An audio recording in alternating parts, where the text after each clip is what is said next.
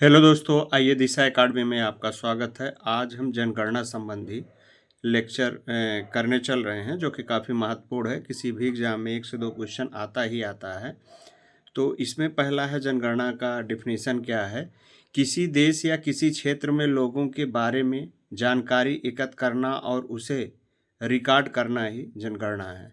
जनगणना किसी व्यक्ति के एक सुपरिभाषित हिस्से में एक विशिष्ट समय पर सभी व्यक्तियों के जनसांख्यिकीय, आर्थिक और सामाजिक डेटा से संबंधित संग्रह, संकलन, विश्लेषण और प्रसार की प्रक्रिया को ही जनगणना कह सकते हैं। जैसे कि आप इसका स्लोगन देख रहे हैं, भारतीय जनगणना का जो एक स्लोगन है। अभी तक हमारे देश में हर 10 साल पे जनगणना होनी चाहिए, लेकिन 2011 की जनगणना रिपोर्ट चल रही है, 2024 हो गया, अभी जनगणना नहीं हुई है।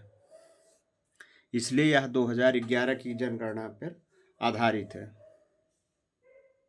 के लिए जनगणना किसी देश या किसी क्षेत्र में लोगों के बारे में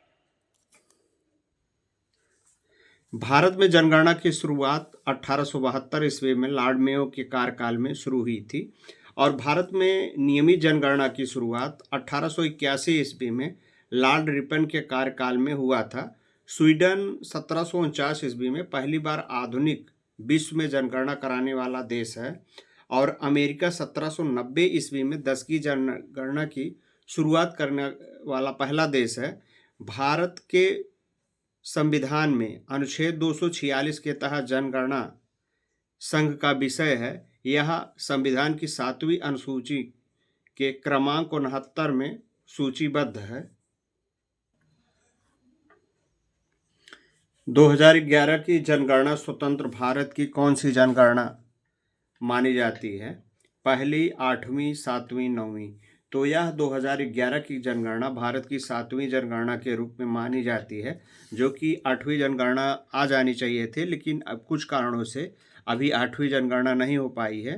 तो 2011 की जनगणना में भारत की 15वीं जनगणना और स्वतंत्र भारत की 7वीं जनगणना है।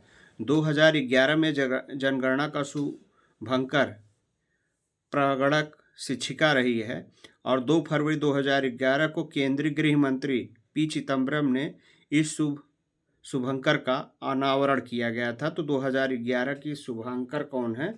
तो प्रगणक शिक्षिका है। ज़्यादातर इसमें जो है प्राइमरी टीचर ही भाग लेते हैं, इसलिए प्रगणक शिक्षिका ही इसका शुभंकर बनाया गया है। आदर्श वाक्य, हमारी जनगणना हमारा भविष्य है।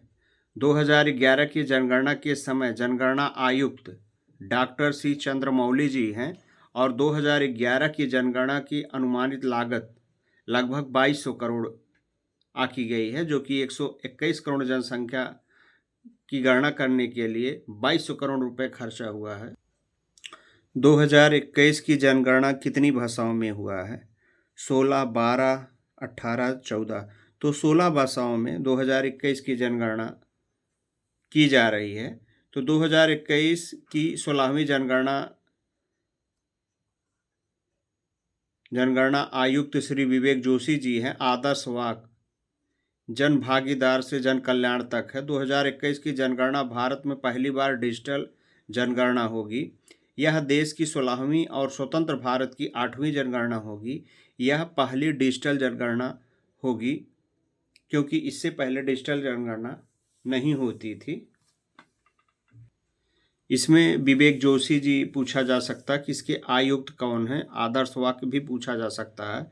भारत में नियमित और वैज्ञानिक तरीके से जनगणना किस वर्ष हुई थी? तो 1881 में नियमित एवं वैज्ञानिक तरीके से जनगणना हुई थी, जो कि ऑप्शन सी सही है। प्रारंभ में भारत की जनगणना शुरुआत 1872 ईस्वी में लॉर्ड मेयो के समय में हुआ था। गवर्नरशिप के दौरान हुई थी, लेकिन यह गैर वैज्ञानिक तरीके से था। वैज्ञानिक तरीके से पहली जनगणना 1881 ईस्वी में लॉर्ड रिपन के शासनकाल में हुआ था। जनगणना 2011 के अनुसार भारत में कितने जिले शामिल थे?